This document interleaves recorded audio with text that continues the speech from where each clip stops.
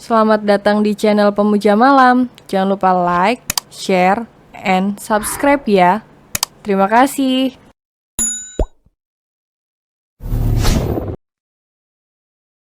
Episode 9, Teror Bukit Bunga. Tidak terasa hari sudah beranjak sore. Tubuhku juga sudah sangat lelah saat ini karena pelanggan yang ramai hari ini. Kulangkahkan kaki pelan keluar dari toko tempatku bekerja, sambil remas leher belakangku yang kaku. Amanda. Suara berat khas lelaki yang sangat aku hafal memanggil namaku. Aku sontak memandang ke arahnya. Satria. Aku benar-benar terkejut melihat pria yang aku tunggu kabarnya beberapa hari ini. Sedang berdiri menatapku dengan senyum yang mengembang. Manda, yuk.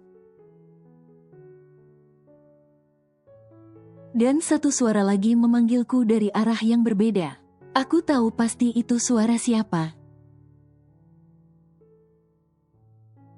Dimas. Aku mengalihkan pandanganku ke arah sahabatku yang sudah berdiri di samping motornya. Ya, ampun mereka datang di saat bersamaan. Kalau Dimas, aku tahu niatnya ingin menjemputku. Tapi kalau Satria... Setelah berhari-hari menghilang, lelaki ini akhirnya menampakkan batang hidungnya lagi. Apa dia memang ada hubungannya dengan teror bukit bunga itu? Seketika prasangka buruk menyerbu pikiranku saat ini. Mendadak aku merasa takut. Kuputuskan berjalan mendekati Dimas untuk mencari perlindungan. Amanda, tunggu. Satria berlari menghampiriku. Ada apa, Sat? Aku berusaha menenangkan hatiku yang berkecamuk penuh kebimbangan dan ketakutan. Aku ingin mengajakmu pergi sebentar. Bisa? Satria bertanya dengan wajah penuh harap. Tapi aku sudah berjanji untuk pulang bersama Dimas. Iya kan, Mas? Aku beralih menatap Dimas yang memandangku dengan tatapan ambigu. Iya, jawab Dimas singkat. Tapi aku melihat raut ketidakrelaan di wajah sahabatku ini. Aku mengerti dia pasti ingin sekali melarangku ikut bersama Satria. Karena takut sesuatu yang buruk terjadi denganku. Baiklah, kalau begitu apa aku boleh ke rumahmu? Ternyata Satria masih belum menyerah. Kali ini dia meminta izin ke rumahku. Sat, aku sudah menjelaskannya waktu itu. Aku rasa kau paham kan maksudku? Aku mencoba mengingatkan lelaki ini tentang perkataanku waktu itu. Tapi kan aku sudah lama tidak berkunjung ke rumahmu. Aku rasa... Satria tak melanjutkan katanya saat aku menyela dengan cepat.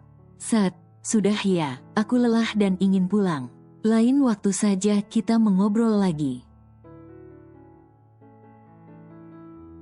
Aku memotong ucapan Satria dan segera naik ke atas motor Dimas.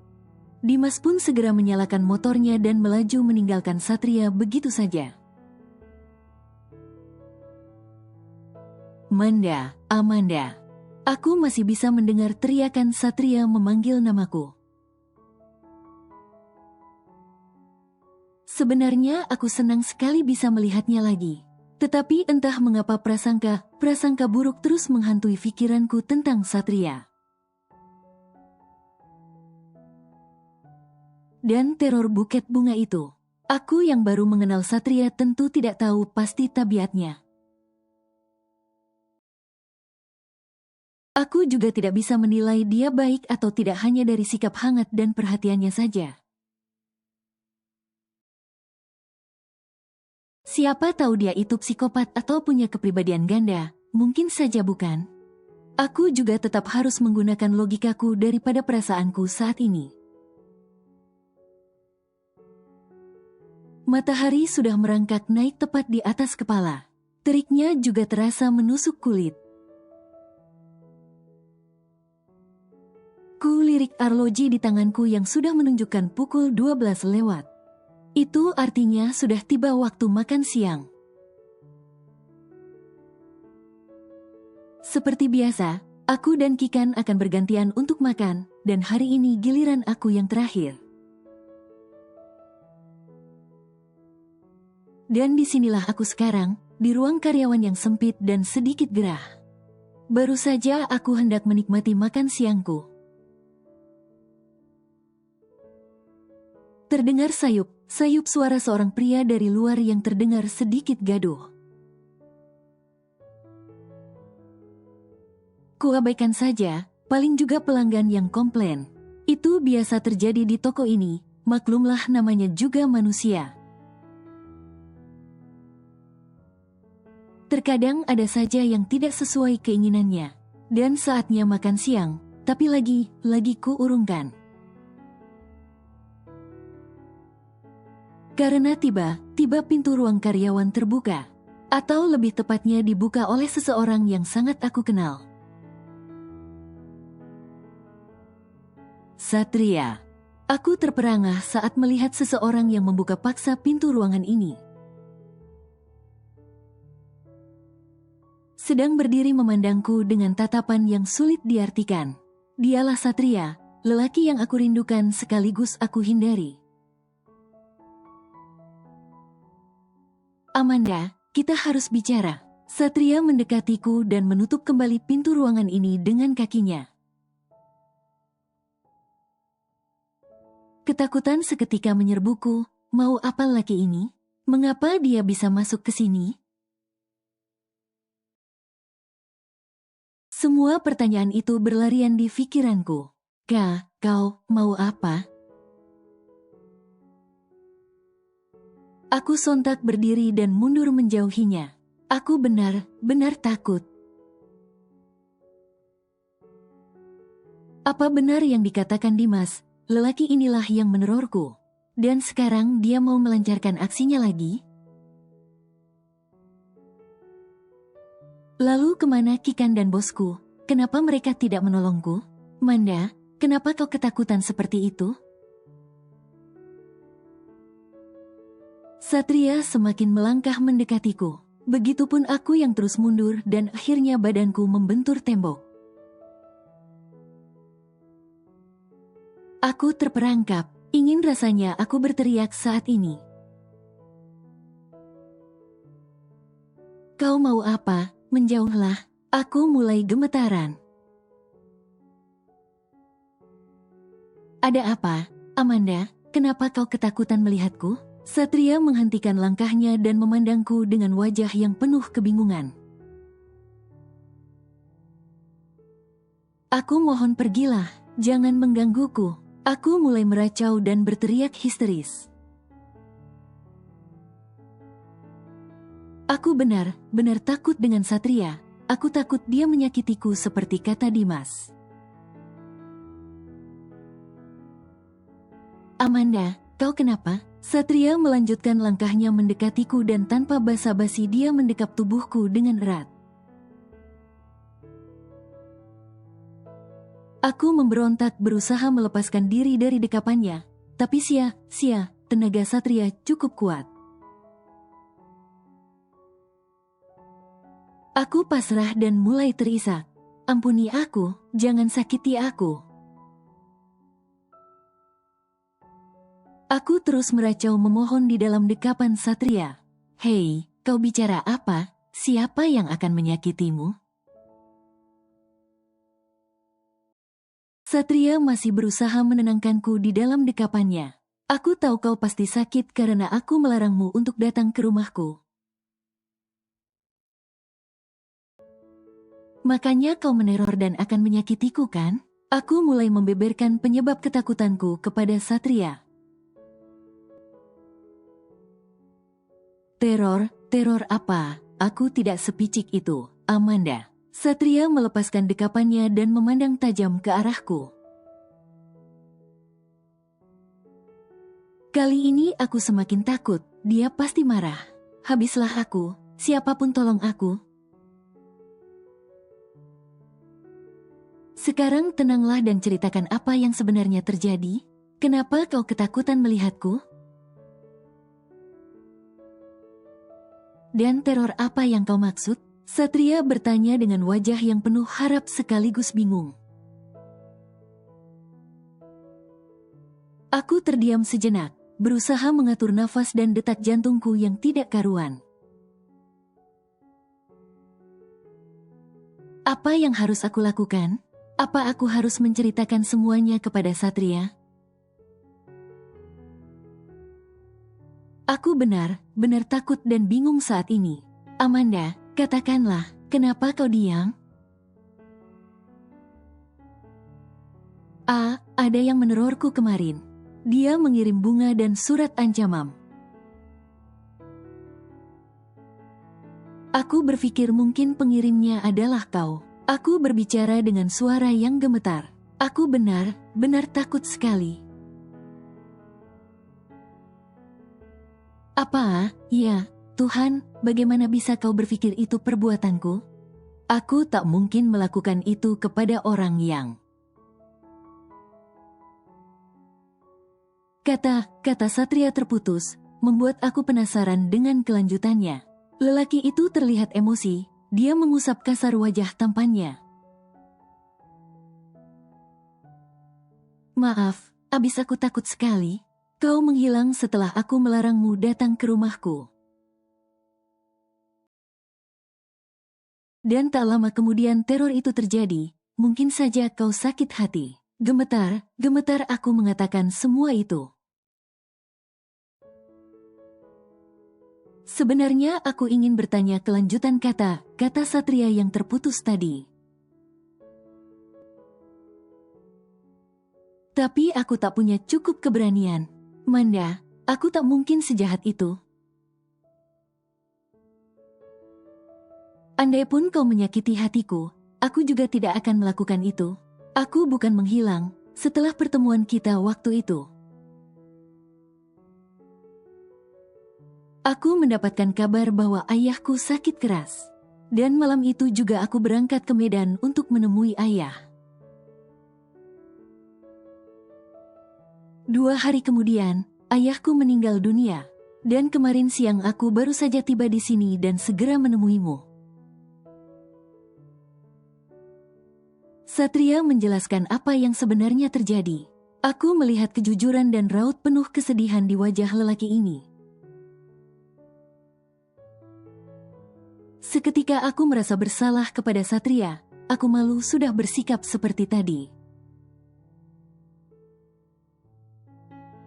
Maafkan aku, sungguh aku tidak tahu. Aku turut berduka cita ya. Aku benar-benar malu dan merasa bersalah. Kenapa aku bisa sampai menuduhnya sejauh itu? Kenapa aku mengkhianati perasaanku dan lebih mementingkan logikaku? Sudahlah, tidak apa isi ancaman itu? Tanya Satria. Amanda, bersiaplah. Bunga ini akan segera bertabur di makammu. Itu isi ancamannya. Siapa ya peneror itu? Sudahlah, jangan kau pikirkan lagi. Aku akan menjagamu. Jadi sekarang kau masih ingin menghindariku? Satria memandang lekat wajahku. Mendadak aku terserang aritma jantung. Aku seperti mau mati rasanya melihat tatapan Satria itu. Tidak, aku menggeleng pelan. Manda, sebenarnya ada yang ingin aku katakan. Tapi bisakah kita keluar dari sini terlebih dahulu? Di sini gerah sekali. Satria membuka jasnya dan melonggarkan ikatan dasinya. Terlihat keringat menetes di pelipisnya. Dia sungguh terlihat seksi dan keren sekali. Apaan sih Amanda? Tapi ini masih jam kerjaku.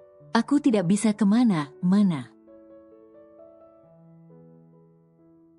Mana mungkin bos pelitku itu memberi izin kepadaku untuk keluar di jam kerja. Sudah kau tenang saja, bosmu itu pasti mengizinkanmu pulang lebih awal.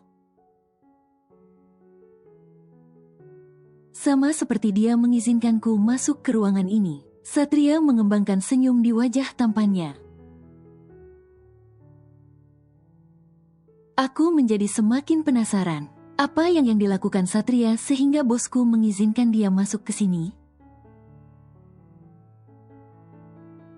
Apa yang kau lakukan? Itu rahasia. Wah, kau membawa bekal dari rumah ya? Satria bungkam, dan aku tahu, dia sedang mengalihkan pembicaraan dengan berpura-pura menanyakan bekalku. Aku semakin curiga dengan lelaki ini. Aku merindukan masakanmu. Maukah kau berbagi bekalmu itu denganku? Aku lapar sekali. Satria memandangku penuh harap. Apalagi ulah lelaki ini? Bukankah dia bisa makan di restoran? Kenapa harus mengganggu bekal makan siangku segala sih? Baiklah, sebentar, aku akan ambilkan sendok untukmu. Tidak usah, pakai sendokmu saja. Satria menahanku, itu kan, ada saja tingkahnya. Tapi ini bekas aku mencoba mengingatkannya. Memangnya kenapa kau tidak mau berbagi sendok denganku? Atau kau punya penyakit menular? Satria menautkan kedua alisnya dan memandang lekat wajahku. Stop, memandangiku seperti itu, aku bisa mati jantungan nanti. Enak saja, aku tidak memiliki penyakit menular. Aku malah takut kau yang punya penyakit dan nanti aku tertular. Aku berbalik meledeknya. Hahaha, aku sehat walafiat, jangan takut. Satria tertawa riang sekali. Ayo dong cepat, Lelaki itu membuka mulutnya. Apa? Suap,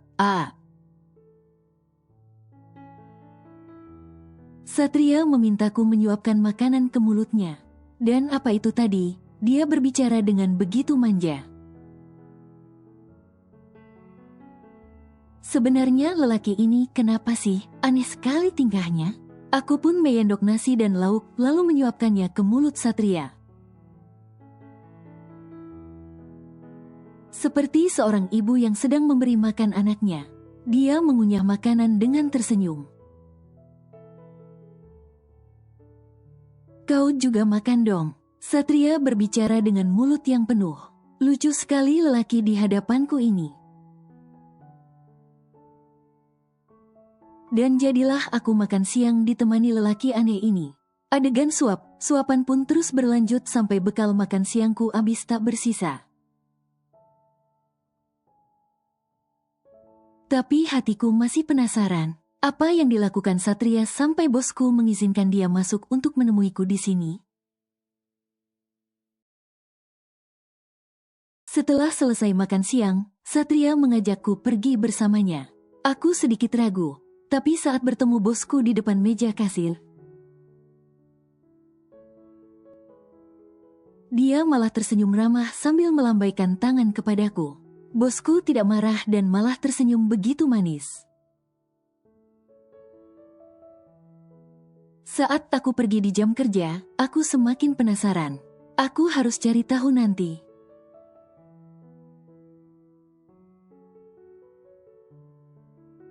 Seminggu yang lalu. Satria melajukan mobilnya dengan kecepatan tinggi, membelah jalanan kota yang lumayan ramai. Ada perasaan kesal dan kecewa di hati pria itu setelah mendengar Amanda melarangnya agar tidak sering datang ke rumah gadis itu. Ditambah lagi pembelaan Amanda kepada Dimas. Satria mencengkeram kuat setir mobilnya untuk melampiaskan kekesalan hatinya itu. Lalu tiba ponsel Satria berdering. Ada panggilan masuk dari ibunya yang tinggal di Medan. Satria segera menjawab panggilan masuk dari sang bunda itu. "Halo, Bu." Satria bertanya dengan suara yang lembut. Begitulah sosok Satria, dia memang lelaki yang sangat santun dan lembut kepada orang tua. "Sat, ayahmu tadi jatuh dan tidak sadarkan diri. Sekarang ada di rumah sakit, kamu bisa kesini, nak?" "Apa? Iya, Bu. Aku akan segera ke sana." Satria mendadak panik mendapat kabar bahwa sang ayah masuk rumah sakit. Dia bahkan melupakan semua pekerjaannya di kantor. "Iya, Sat, ibu tunggu." Satria segera mengakhiri panggilan masuk itu dan memesan tiket penerbangan ke Medan malam ini juga untuk 2 orang. Lalu melajukan mobilnya dengan cepat menuju rumah. Beberapa menit kemudian, Satria sudah tiba di rumah. Lelaki itu berjalan masuk ke dalam rumah dengan terburu-buru dan langsung menuju ke kamarnya. Di sana sudah ada Renita yang sedang asyik mengobrol melalui ponselnya sambil berbaring di atas ranjang. Melihat kedatangan Satria, Renita segera mengakhiri obrolannya itu. "Kemasi barangmu, kita akan ke Medan sekarang juga." Satria memerintah istrinya itu untuk segera berkemas.